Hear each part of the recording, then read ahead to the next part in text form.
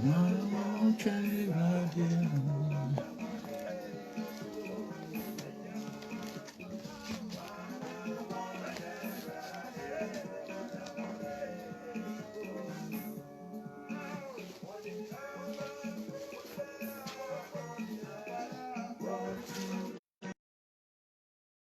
Onyankopon ase enenso se onyame ahwe yen so na wotwe so ode menomi no yenkwa ede adom menomi no ishira Onyankopon de bebre se menomi no so Onyankopon anje yenkwa emfiri yen sam na wahwe yen so ewo na wotwe akwantu nyina mu yadi Onyankopon asere nra yeye nyina ede maniti menomi no eneso yebeche Onyankopon asem. Last week you see a brief ungrateful servant and our ungratefulness. Ye ma ye hu se wona woye bonia ye omo awie ye sedia esi eden etie. Eneso ye kasa menumi no ye be kasa afase menumi no ma yentu America ewo abrabo no mu na emom ye ntwen Nyankopon. Amen. Menumi no ye be hwe wona wo twen Nyankopon no sedia omo wie ye eden ekowie wo mo. Ena wona wantimi antwen Nyankopon no so no omawie den ekowie wo mosen. Amen. Ye bompaye ye da wase ade nyina so tumfo bobrohumfo nyina da ye de animonyam hye ema wudin ye de aseda ema wudin ye da wase se urade enenso wode yenkwa ede adom yen igatiefo akoma no wadwen nyina ede hye wonsa so se urade bedi hine wa akoma ne adwen biara mu tumi ni ahomoni biala urade ye be sore de ato ma so de anjenie beba wo mabrabo so yina utumi so edom wo Yesu di mo wodi wani masama eye tumi edi akire ede bo soro ne asase epone de wo mu nyina la so se urade fa utumi ni wa hoodin di wonsama ebe ene anwumiri achi na urade wo manya ogie wo manya ahweye na wo ma enya twen honhom ewo Yesu Kristo di mo. Amen. Eda Onyankopon ase bebre se enenso Onyankopon de menomi no yenkwa ede adom yen ene menomi no yesua bibi se de medi kan eton di se don't rush in life, rather wait upon the Lord. Man tu mirika ewo abrabo no mu na emom twen Onyankopon. Menomi no ye behu wona wo twen Nyankopon no sen ena wo mawie de ekowie wo mo ena wona wantimi antwen Nyankopon no so no sen ena wo mabrabo ye de ekowie wo mo. Amen. Menomi no ye beche story bi ana me beka abokasem bi ede akyerɛ na so wanya ni da so ewo Nyankopon mu ene me kasa kyerɛ akristofo me tu okristo ne yefo esanse mpempi de manipa abamu bu ana de manipa munyame som ne se wodi na bisa de atu Nyankopon anim na ne nsa nya den enkae etimi manipa ne ye den fidi Nyankopon akwan so. Please God. Mami bi etena ase ana owura bi etena ase ya oware na awade ani mu no otwen emfie bebre na awo nye den emba enti enam so emasa owura yi ye den ekoware oba foforo ebeka ma isanse belima bia ana oba bia na abusua bia adwen ana ne botaye ne se ne babekwa awade na wanya ba ayeden afirimu we ene ye na japade nti papa yi ekoware oba foforo ebeka na yiri pani eho na awade no koso no ketwa no baaye no ono so benya mfie num mfie nsia chi na ono so awo onye den emma na emo ketwa no sori ya na opem panyini no akutia se waba awade ase ayeden ache obewu anaka wayeden na wawo amma maami pani oyiri pani ambu na bam nsema na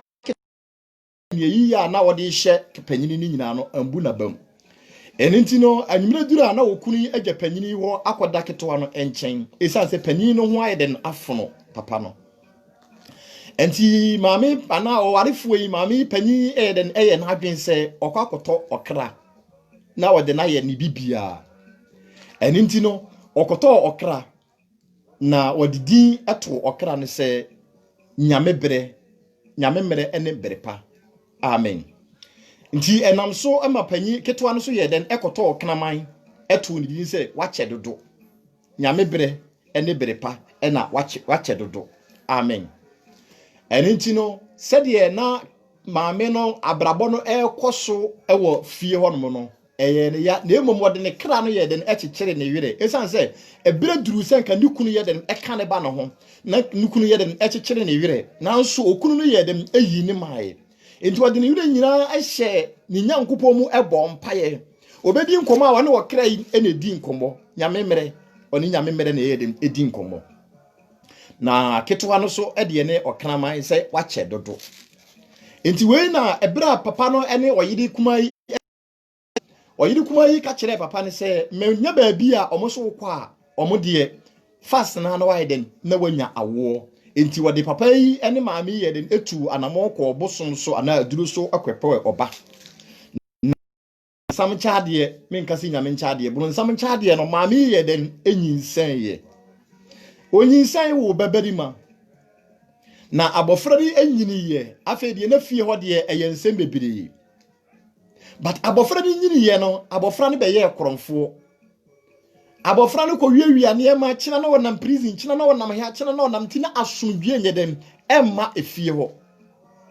emu na maame a wɔyɛ wɔyɛ panyin so yɛ dem enyinsɛn yɛ na ɔno so ɛwo ba na abofra na ne ho dwo na ne ho ɔfɛ na n'ani yɛ ka ɛwɔ mantam wɔ ne borɔ no so hɔ nyinaa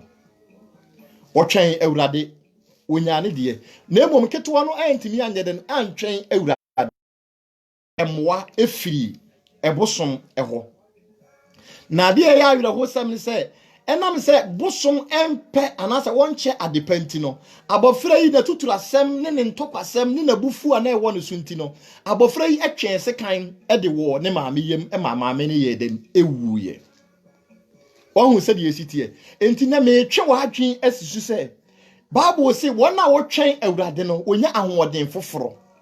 enti ne situation ni ɔhaw ne circumstances atwa wo ho ahyia nyina no ɛne nyame ɛfa me so ɛtuufo ɛkasa kyerɛ wo sɛ twɛn wo nyankopɔn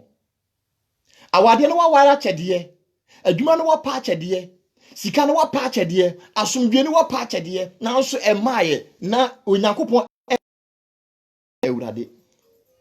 maami atwa no asomdwe ɛba na emom ketewa na wantimi antwan awurade no na wie wo ne ba no de wɔsɛyɛ ɛde anim guaseɛ ɛbrɛ abusua no enti wɔn na wantimi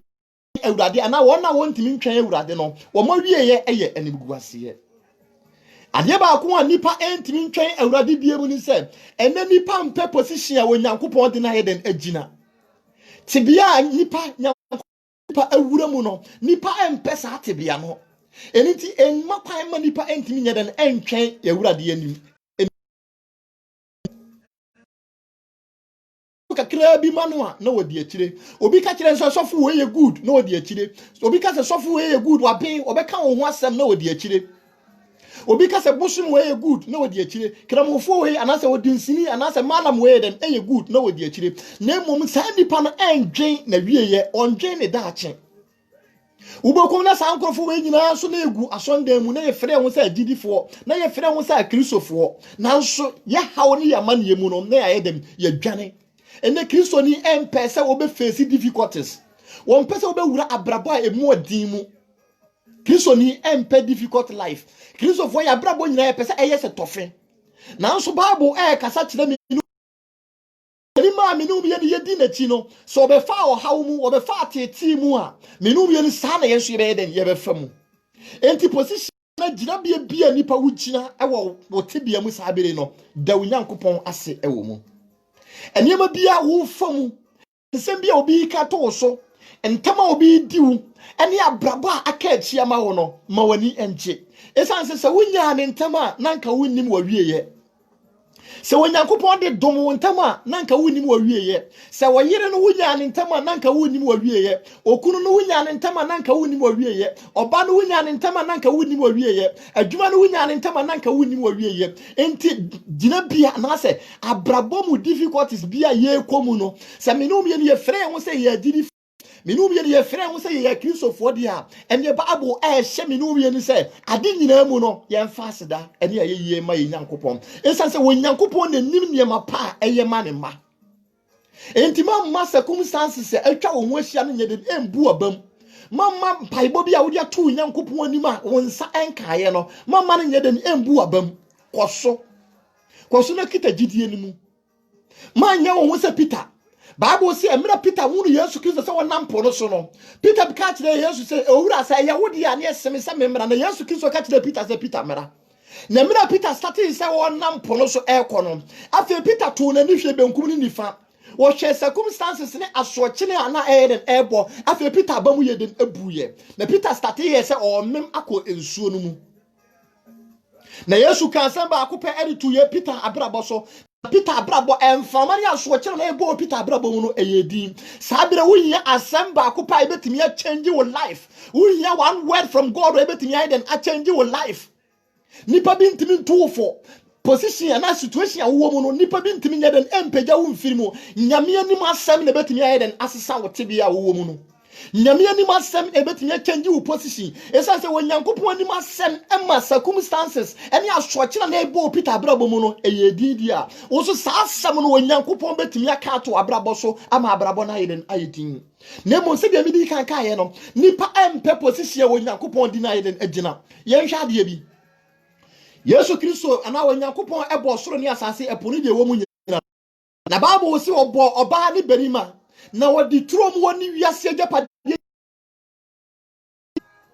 Adam na wodi wiase tumi nyina so wiase tumi nyina Adam na wo yede odi so na mum Adam ampere position di bia wo Nyankopon di ni siye no Adam ama nani anye den anso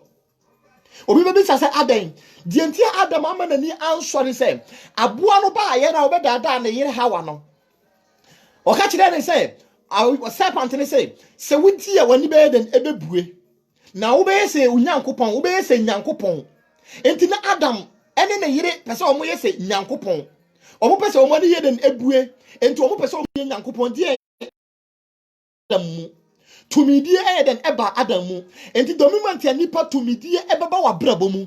the moment ya ahantan beba wa brabo mu no afei wontimi ntwa wo Nyankopon biem enti enam tumidie a na Adam pese wo yese Nyankopon ti no afei ni position yeden efiri ne nsa nipa yani enso ba bia ye Nyankopon di eden agina ena obi enya waye sabi de kohwe hospitals sabi de ye oxygen ye de mframa na asi obi so obi be di de mframa ana ye de tube ena fa ne hwini mu ne de aduane na ye den ama no obi be num su a ye de tube ena hye ne hwini mu ne de ama no wodi ya utimi koba o ahode da so ekita o moja ne tekyerema e de afiri sane wo mu a sister brother ma wani nye den enso de Onyankopon de wasi se wutimi sore nante a da Onyankopon wase wate mama wani emmere obi kana obi ator mama wani nye den emmere wonnim ni pa na hyase na wonnim sa ni pa no so de na wie ye be den ekwakọ wie no woni obi mama ni mbu abam unu obi na tu kwan okona ni mama ni mbu abam unu obi na ko school oye minister mama ni mbu abam unu obi na ko school wanya yire papa bi ni mma bi den ware mama ni mbu abam for wani tu Nyankopon so isa se Bible so achede pa ne ye panyina den afiri Nyankopon nche na eba enti se wotimi twa wo Nyankopon aniema pa wo Nyankopon ahyehyede ato wo no wonsa ebetimi aka amen menu me ni ye hwe Onyankopon etwera asemu Psalm 27 verse 14. Mama yentie Onyankopon asem. Psalm 27:14.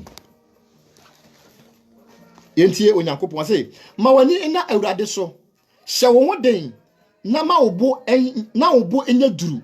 Na ma wani ina Awurade so." Amen. Yehwe Bible mu a David ye abrantie bi a na Nyankopon ani ye den agye no ho. Mama ye David aye ohene. Nanso mama ye hwe circumstances ya David ye den efamu empo emra ohene Samuel anasa odifo Samuel eye den ekosra ne ngu no nyina no na ne papa agya na ye den akohye esere so se wonkohwe nwan ne Nyankopon ede ne fasa situation ni mu ne Nyankopon ede ne fasa wo hawo no mu se be ya obehunu se de ya woni nipa be ye den ebenante Bible says that David ye abino wa ye chiwade wo Israel mu enti ne papa aye den ede ne ko esere so wonkohwe enwan se de be si emra David fi esere so eba wo hwe jata ne asisira wo kum wo mo wɔhye nneɛma ne ɔhaw ne nneɛma attack a ɔfa mu wɔ ɛserɛ so enti David ɛfa book no ɔkɔsɛ dan mu na wɔsunyɛ na wɔtwerɛ Psalm 23 wɔtwerɛ Psalm 23 wɔsɛ awurade ne mehwɛfo na hweli ehia me wɔma me da awura fomfrom adidi bia wɔgya me kɔ ensu a ho dwoɔ wɔdwodwo me kra a wɔde me fa kwantene ne so enso me nam esu nka bi bomu a me nsuro bɔne bi efisɛ wɔne me na wɔ hɔ David Nyankopɔn ɛdere fa saa nsɔhwɛ wei mu wɔdere fa saa trials wei mu David na wotimi hwe enwan so nti mira yɛde kinship ana ahenie ne yɛden ɛhyɛ ne nsa no David etimi bu ne man ɛma ne yɛden eyeye sister woyɛ ɔhene ɔyɛ ɔhema brother woyɛ ɔhene ɛwɔ obusua mu enti sɛ wobɛma wo bu ayɛ duru na wɔma wani ada awurade so a Onyankopɔn ɛbɛhwɛ wate situation a wo fa mu no ɛyɛ nsiesie a Onyankopɔn de wo yɛden ɛfa mu wo siesie wo sɛdeɛ bɛyɛ sika ɛtɔ wo nsɛm a wobɛhunu so hwɛ wɔsiesie wo sɛdeɛ bɛrima bi ba w'abrabɔ mu a wobɛtumi akita ne mu wɔsiesie wo sɛdeɛ ɔbaa bi ba w'akwan mu a wobɛtumi asɔ ne mu yie wɔsiesie wo sɛdeɛ wonya ɔbaa a wobɛtumi di nyamesuro kwan so ayɛ dem atete no enti wo situation ne wanam anema bi a wo fa mu no ɛyɛ asiesie a Onyankopɔn yɛ dem esiesie wo amen mama wani empere obi David ɛde ne ho to ye Nyankopɔn so na Onyankopɔn angu n'anim ase da biara da amen Numbers chapter 23 verse 19 Numbers 23 verse number 19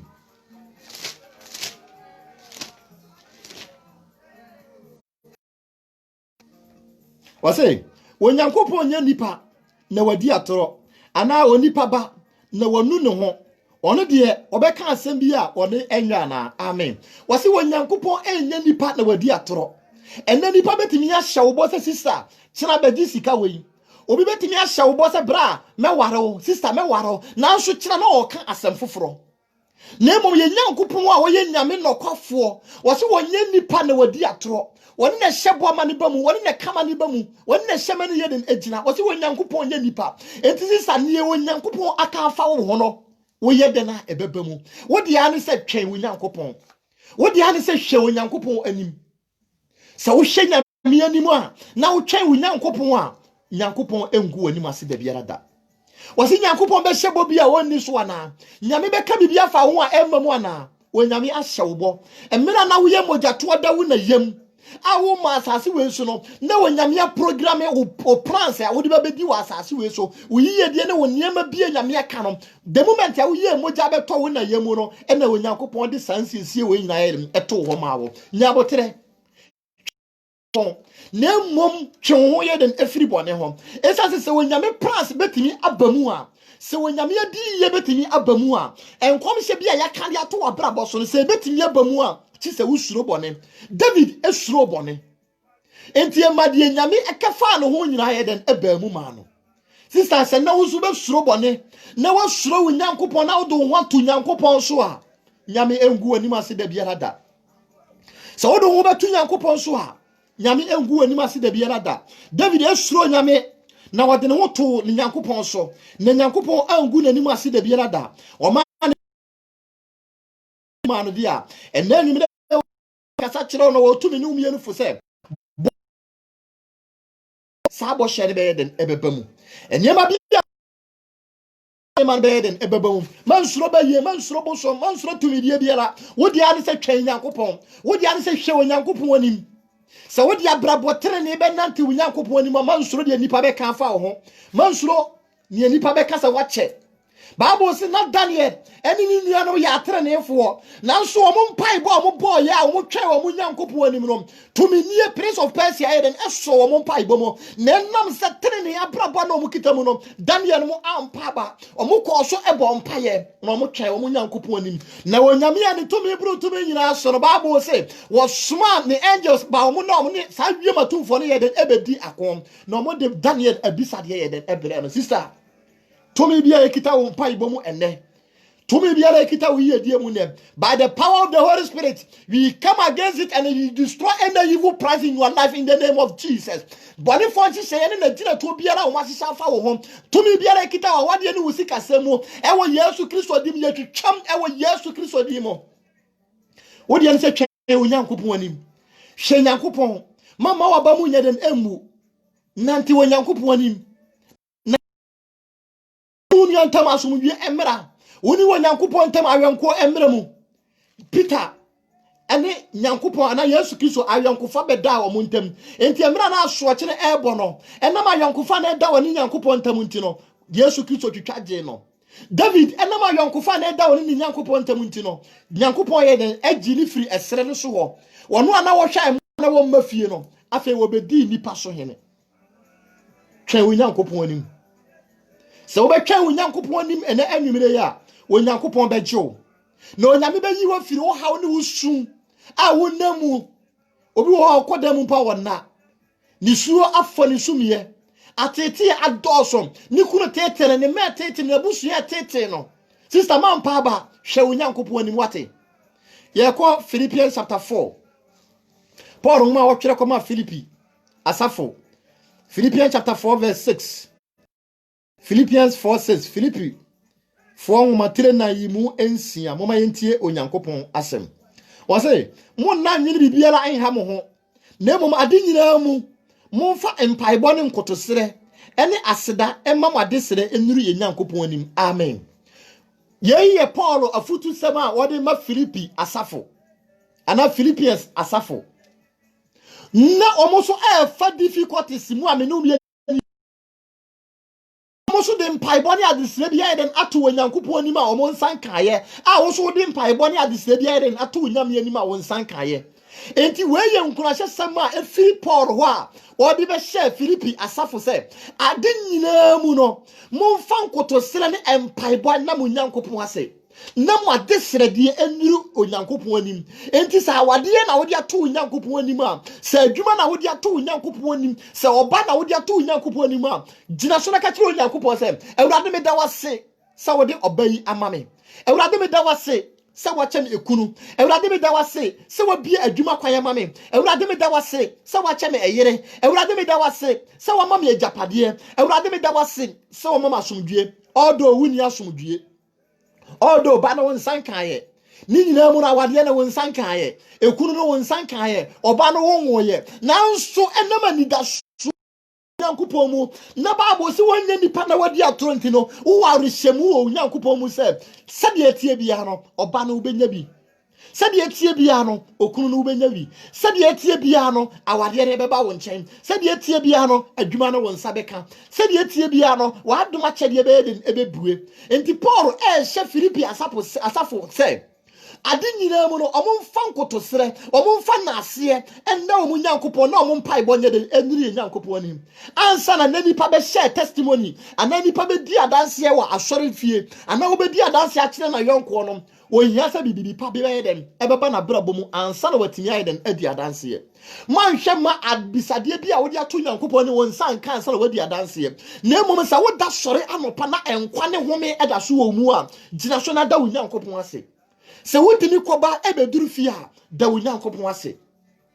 forget about abisade a wo di ato Nyankopon ni ma won san kan ye no na emom enkwa e wo mu no mane nsombo nsi na okunu na wo pe no mane nsombo nsi na awade a wo pe no mane nsombo nsi na adwuma a wo pe no mane nsombo ensi oba wakwa awade ase 10 years 5 years a won san kan ye no ma wo nkwa ensombo nsi ena me kasa kire ogidi ni me kasa kire obi a na bamabu me kasa kire obi a kise na mi da so nyina asa me kasa kire obi a ene abusua ya de ayi na ma me kasa kire obi a adwuma sam aye bisi basa okwena nima yenkwa oye bibia enye ye me kasa kire sa nipa no ene me kasa kire odibo nya ni me kasa kire Kristo ni a na bamabu me kasa kire Kristo ni a wadi bibia to Nyankopon anima ne nsa ye den enka ye sister mama wa bamumu wonyini nduru ba bia Bible say what Genesis chapter 17 a was it not Abraham e won fie aduokono 99 na yire Sela e won fie aduokono nanso enam eba na omo ye den epe no omo bam anye den ambu omo bam anye den ambu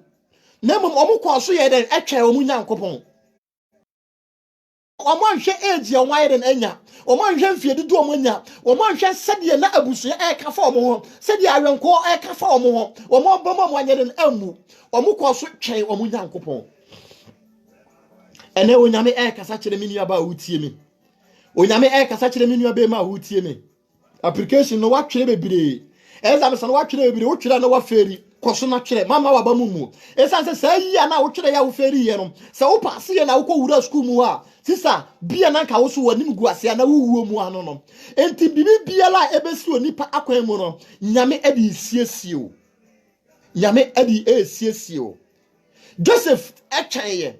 won say na we leader e wona busua mu wonim say wono anya be page na busua nanso ni nua mo ye den efsori tia no na eye ni circumstances aye den etwa so etwa no wasia na ene ne ye den edi akom nanso David anya bone entie ni Nyankopon okoso ye den etwen ni Nyankopon anim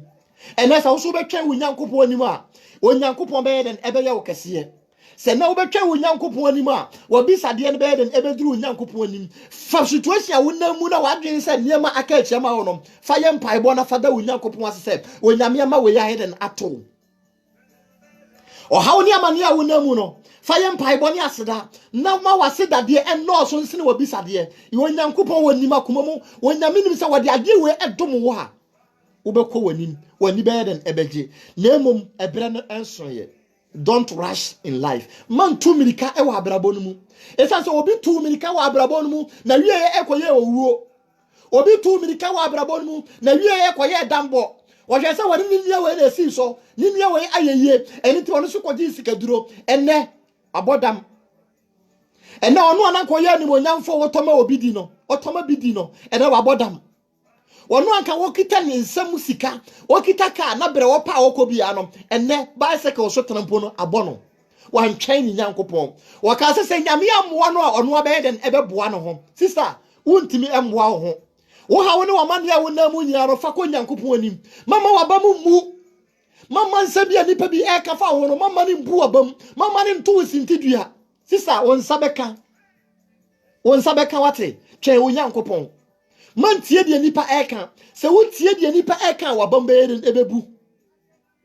emra Moses ekwaji Israel for free Misraim eba no se wo tie nipa nka Israel for nyina den ewu esere no so nanso Moses antie nipa wo tie ni Nyankopon sisa man tie nipa tie wo Nyankopon ne hwe de wo Nyankopon ewode ma ho hwe se de na wo sitie Bible se na wo ye moja e na wo beto wo na yem when you miss so mukrakura umu, ewo apejao, ema unyini wa yafurumum, ema upie. She said you wanyini abeduru. A process, I will not upon the wolf famu. Or how many amania unamuno, a process I will not upon the old famu. Send no be your comb no watching with young coupon anima. Ube your comb no what brown was yama with young coupon. No one more bama mua. A banner opener, Yamibe beer with your fum amao. Asumvia opener, when young coupon the bed and ebemao. Philippi asafo afutuo we na Paul yeden ede ma wo se ade nyina mu no omo mfa aseda na omo ma omo mpaibo ene omo nkoto sere yeden enuru omo Nyankopon nim sister wo da sori anopa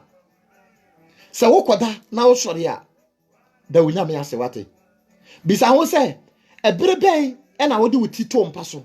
na kwan ben na wo fa so a wo daaye wo ahunu wo ti ya ne se wa yeden wo da senti se wo daaye na wa sori anka wo yeden nti se woda sore na sa awode ne nkwa eda so kita umu a da Nyankopon ase se wo Nyankopon ayebi ede amawo amen ye to aso ye ko Psalm 40 David enyom etere aduanan yi mu ba akono Psalm 40 verse 1 wase twen na me twen awurade na wo ya aso emaame na wo tie mi sufre na oyi mi firi oseye amenamu firi atechemu na ode me nansi obotan so oma manamo etintimiye amen David say twen na me twen awurade na awurade ye den eya aso ema na wotie ni sufre na oyi ni firi oseye amenamu de bentia David etwen awurade enti wo say ya obonofo no ye den ehye to nanim no abani hu no obonofo no hye de to nanim sanka wonko wu no enim guase ya obonofo sanka won say no Bible say enam twen ya David etwen awurade nti no onyankopon ayini firi oseye mu onyankopon yini firi ateche mu onyankopon yini firi amena mu enti wono anaka won se wono anaka won fata no afa David ebe seye David ebe fataye eni animonyam sonko ye den eba David so wono ananka ye mfa nka ahenie ma ho no David ebe ye ohene ewo Israel so sisa se na wo so betwen onyankopon a se na wo benya ntoboase ama onyankopon a na wo di ni nyina ye mpaibɔ ne nkotosra onyankopon so obeyi wa firi ateche mu anim guase a wonamu no onyankopon be ye den ebeyi wa firi mu David etwen awurade na onyankopon ye den eyi ni firi oseye amenem tisa oseye bi eda wanim ohawo bi eda wanim na owuo bi eda wanim na anim guase bi eda wanim sa won saka ka no a sa won saka adwuma no a sa won saka oba no a nanka akora no ekowie wa afiase enti onyankopon ma wo tweye onyankopon kipu se weti twen no enti twen a wo twen no eyensiesi a onyankopon esiesie wanim eye kwan a onyankopon ebode ato wanim se wuduru hono ma obefa so a wunya wo hawo obefa so a wunya problem biara enti twen awurade se wona tetene ne mu nko ade a na watwe wo afiri adwamammo de bone mu di a ene onyankopon etofo se twen awurade amen ye to aso ye ko Psalm 37 was it verse 1 was it en ha wo ne boyefo nti ma wo bo en ha wo wa mumuyefo ho na ni dabi na watwe won aguse esere na okisa won se ewura mono bata awurade ho na ye papa tena asase so na di nokre amen David say en ha wo ho ene boyefo ho na elini dabi o na ye twa adebonyefo ayeren agu elini dabi na ye hwe adebonyefo tena bia na ye nhuru wo mo enti na se obi afa kwan boni bi so anya ne ho a so obi afa kwan boni bi so anya ne ho a so obi afa kwan boni bi so edi ya so obi afa kwan boni so anya ne ho anya position bi a mama wani nye den emmiri sa ni pa no esa se Bible si enni dabi na ye twa ni dabi na ye hwehwe sa obonefo tena bia ye nhuru no woni be ya adwin se wona wantimi antwen awurade a omokofa sikaduro kwan so no ene o mabrabo aye basa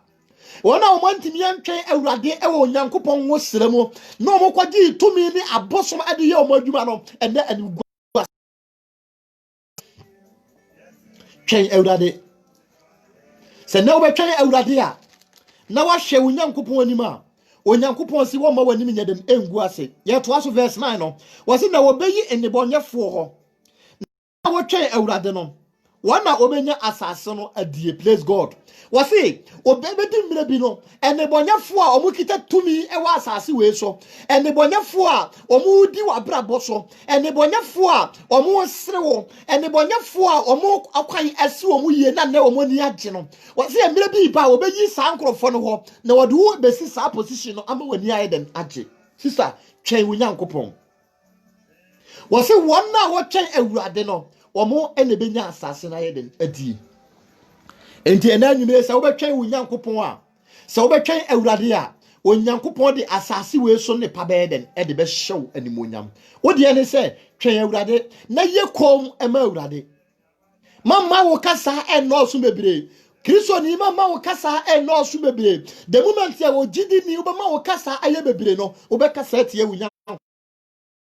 aye bebre a wani be den ebegu ase se wo ma wo kasa aye bebre a nipa ebe darewo nipa be tene wo life e de akọ abosom ho enti mama wo kasa enoso se nipa etufu akakere nsa wate wo de ne se wo twen awurade mama wo kasa endoso Kristo ni bia wo kasa edoso bia no wa wie ye nimguasie wa wie ye wo seye mama wo kasa enoso ma wo kasa enye wo mpaibo ma kasa wo beka no enye onyankopon adisua amen ye to aso ye da onyankopon ase tie onyankopon asem onyankopon hyira wo na onya wo kese bebre amen Yet was on. You call Isaiah chapter 40. Isaiah chapter 40, verse Isaiah chapter 40, verse 30. What was say? Na wana watching Eurade no. Nye ahoɔden foforo. Wɔde ntaban foro na wɔmpaaba. Wɔnante na wɔmbrɛ. Wɔse wana watching Eurade no. Wonya ahoɔden foforo. Na wɔyɛ wonya ahoɔden foforo. Wɔde ntaban foro sɛ ɔkɔdeɛ. Otumirika na wɔmpaaba. Wɔnante na wɔmbrɛ. Sister, sɛ wotwɛn Eurade a, Bible so wobenya ahoɔden foforo. Nante wa abada biara da wobetu mirika nanso wonyɛ de na wo mere gyebentia wonyankopon a wɔyɛ ahoɔdenfo nyina no wɔbɛhyɛ wo den wonyame de na ahoɔden ne tumi bɛyɛ den kurawo wo ma waba mu nyɛ den emu esanse wo ahoɔdenfo bi yɛ den egyina wɔkyi wo ahoɔdenfo bi yɛ den ɛka wo ho wo de ne sɛ twɛn awurade wɔse wɔn na wɔtwɛn awurade ne wɔn nya ahoɔden foforo ade animu a na wɔma wabrabɔ nyina ayɛ mpaebɔ a afei wubenya ahoɔden foforo wubenya tumi foforo ne sɛ twɛn awurade wɔse sɛdeɛ ɔkɔdeɛ noma nyinaa no ɔkɔdeɛ yɛ aboɔ bi a wɔn na tumi yɛ den etu kɔ akyiri de bɛnti awo no enti na Onyankopɔn de yɛn agidifo ɛtoto yɛn ho no aboa yɛn ho sɛ honhom na ɛtwɛn yɛn Nyankopɔn a afei yɛbenya ahoɔden tumirika awa abrabɔ no mu yɛbɛnante wɔ abrabɔ no mu nanso yɛmpaaba situation ne ɔhaw ne ama ne yɛkɔ mu no ɛnam Onyame ahoɔden ne tumi a ɛkita me no yɛ nti no yɛmpaaba de biara da me ahoɔden ne tumi ne honhom konkora ɛte me no yɛ mu nti no situation me no yɛkɔ mu no abam buyabam Onyame de watoto aboa we ho ogidini mama wabamu mu wodi ane sɛ twɛn Onyankopɔn sɛ nyumire wobɛtwɛn Onyame a na wahwɛ Onyankopɔn anim kwan a Onyankopɔn bɛyɛ wo sɛ ɔkɔdeɛ wobetu mirika na wo mmere wo ma wabamu mu yebentia aboa kɔdeɛ ɛmma na bamu mu aboa kɔdeɛ ɛhwɛ distance a ɛda nanim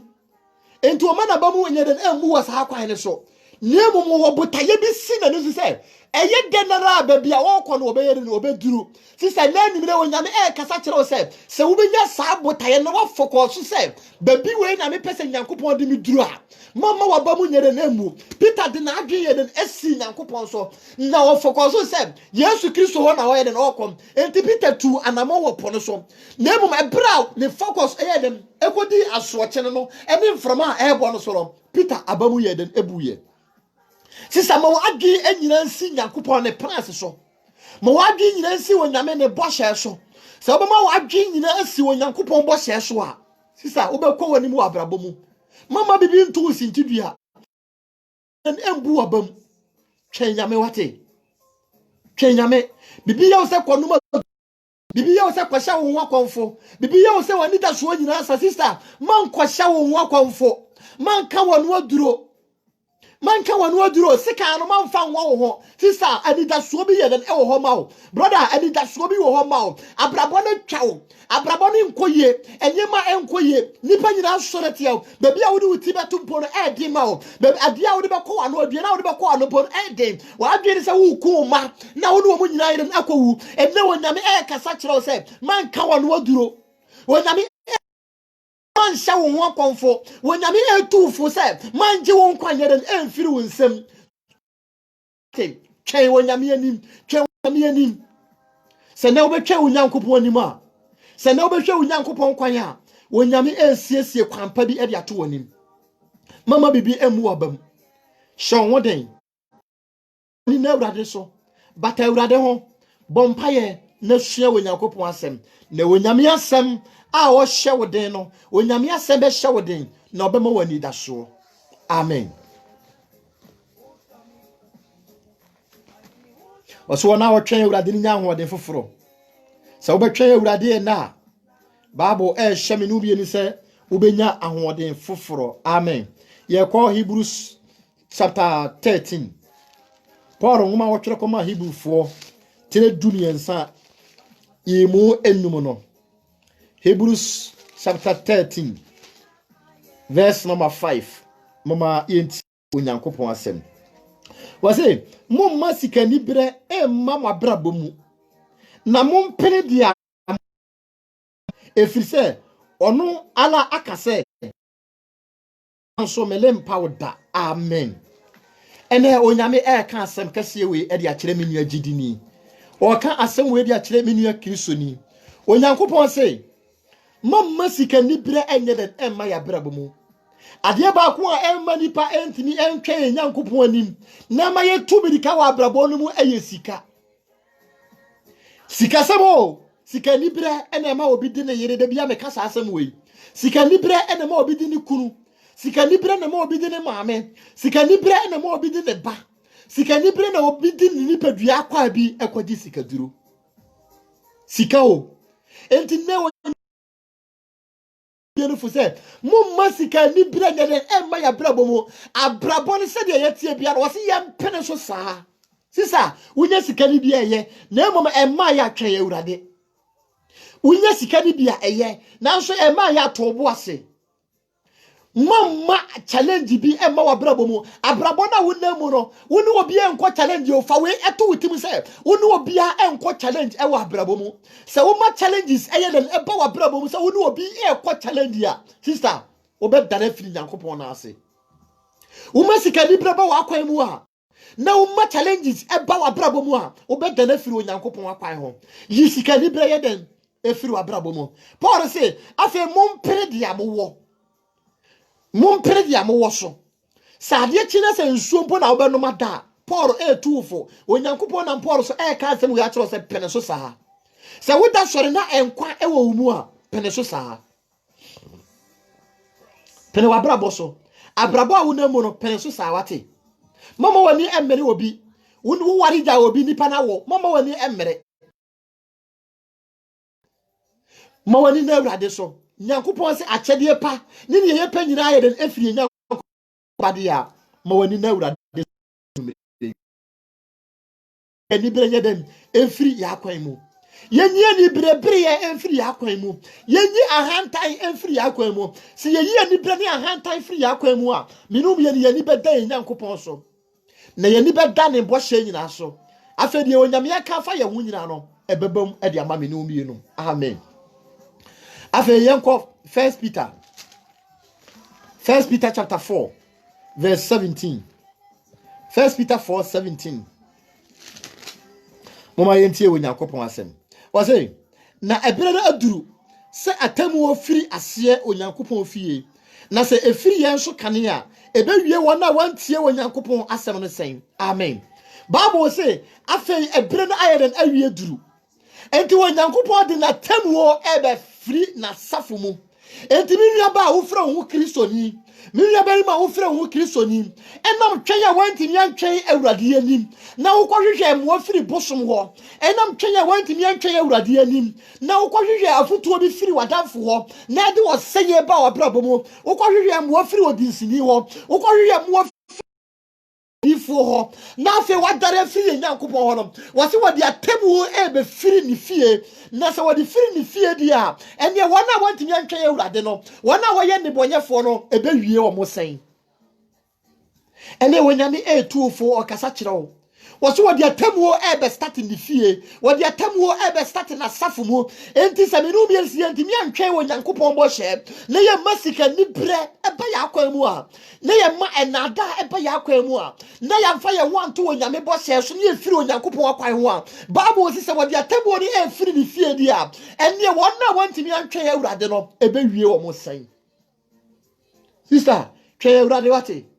se nipa abufuhie po minum ye ne minum ye de bia me kase yentimi dwira wo Nyankopon abufuhie a eba no so yentimi dwira wo Nyankopon abufuhie no so enti wase so wodi atemu ebe start ni fie a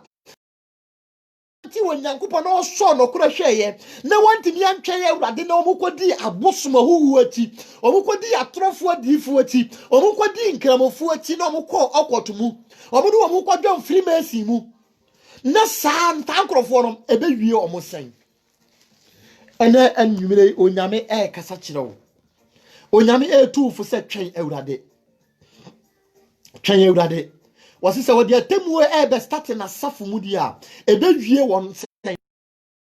na ebe wie wo man tu mi ka wa abrabo mu ma urase awa abrabo no mu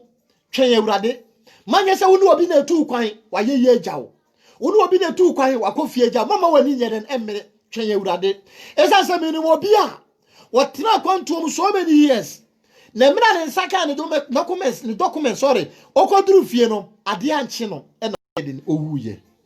nanso na tambia na obonya me sobo se otu kwan ache wontimi nyeren enkofie nanso okoduru fie no ne kra efiri ne nsa sister twen Awurade o kan 1 Samuel chapter 13 verse 80 a wose onyankopon na ye den esi Saul ehene onyankopon e na de Saul esi Israel for so na Bible say emra Saul say when ye den one twen no na o mebo ohye for de nyeden emfama no na nam twen a Saul antimi antwen Samuel ntino Saul ahenie den efiri ne nsa 1 Samuel chapter 13 verse 8 Saul na ahenie eyeden efiri ne nsa sister sa wo so wan twen Awurade a onyankopon di ahenie bi ahye wo nsa wonyame di tumi bi ahye wo nsa wonyame di ngosra bi ahye wo nsa wonyame di abusua fefe bi ahye wo nsa wonyankopon di ahobrase ma bi edi ma wo wonyame eyi hukuru bi ahobrasefo bi di ama wo wonyame yi oba ahobrase ni bi di ama wo na nso se wan twen Awurade a ukwakosia boxer ewo wawadi mu Awurade a ukwakosia atayi ewo wo mamu se wan twen Awurade a wabrabo beye basa Paul or the Saul antimi antwen Awurade enti wonyankopon ahinie a wade ban no ahinie ne yeden efiri nsa kodi David eho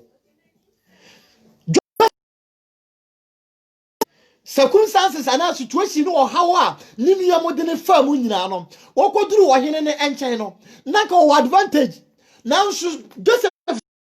nya boni entia bi nyankopon wankata bi nya boni entia wo hene o wose wonye boni entia ni nyankopon esan say Joseph enim say se wo ye boni a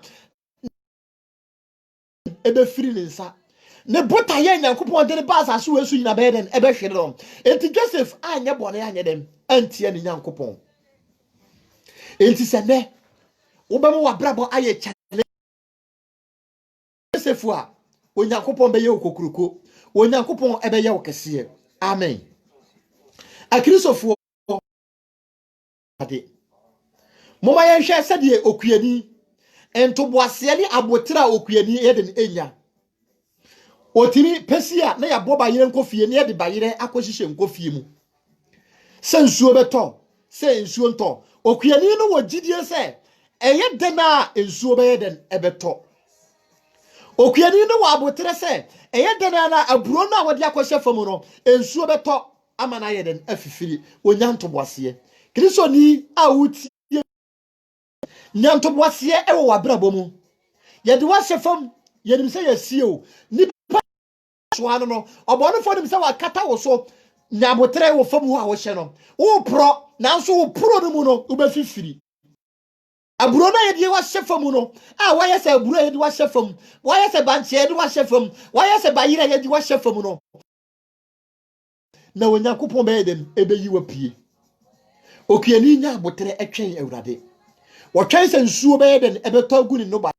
na bamu nyede nembu onkoyi bayira de emfiri nkofie mu onkoyi aburo no nyede emfiri fam ho wotwen Awurade kristo ni ene wo so be de wabrabo tutu okuani ho so okuafo timi twen Awurade a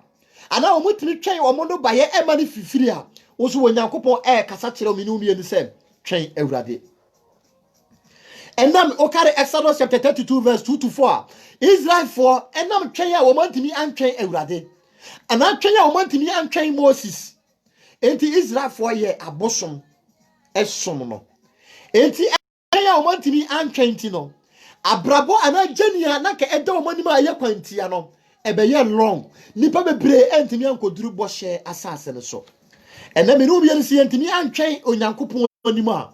se mi no bia yamfa ye ho anto ye nyankopon so a abrabo no ebeye tenten e de amayen se mi no bia ye san ye chi a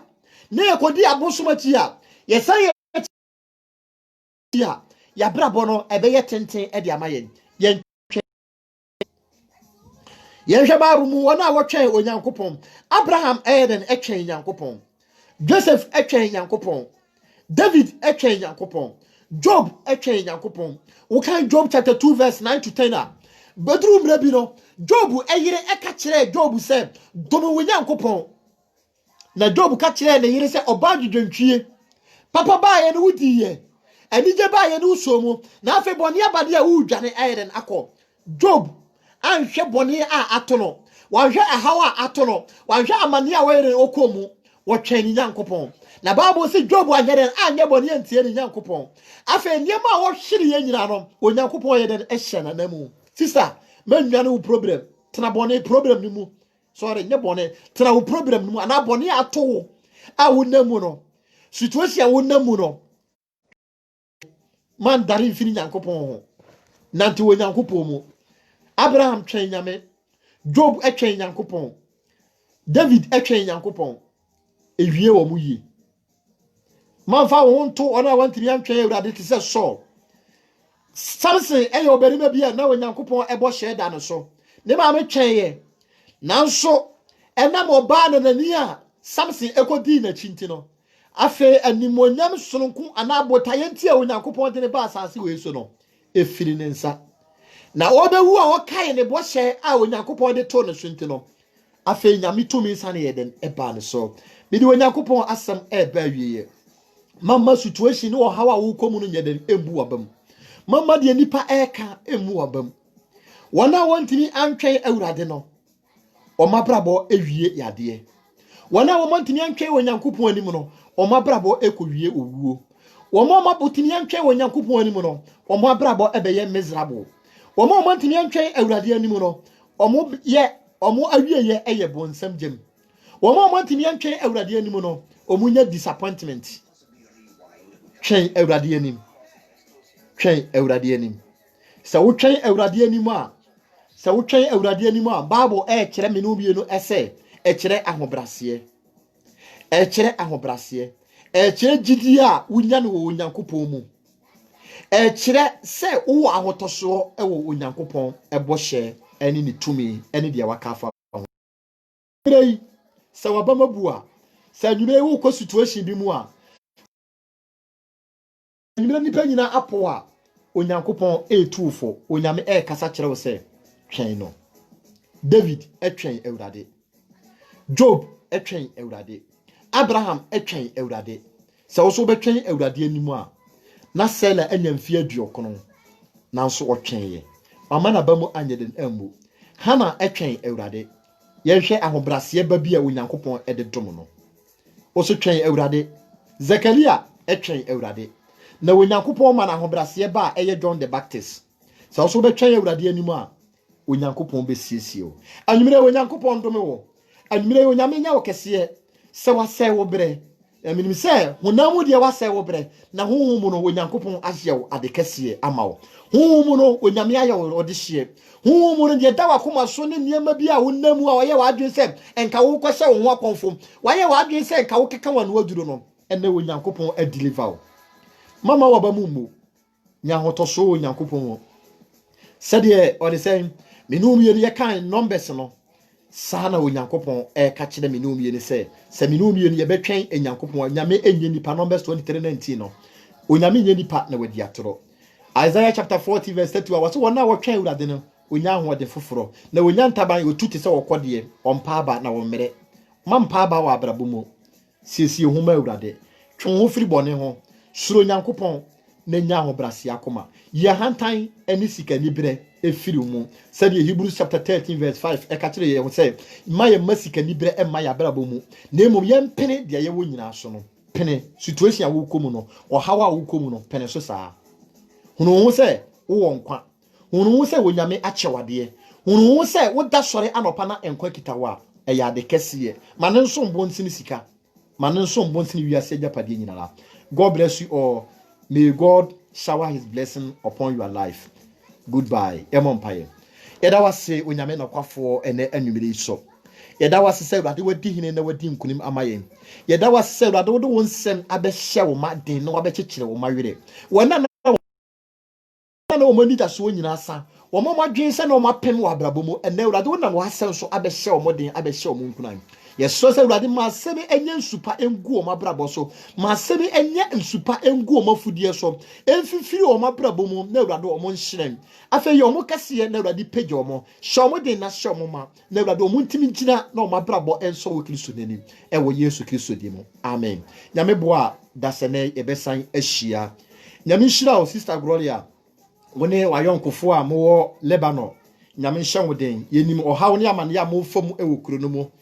se de bia mutie mi no onyame enyi adeso bia na edam so enye den emfiri mo so na wonkyekere mo were na wonya mo boafo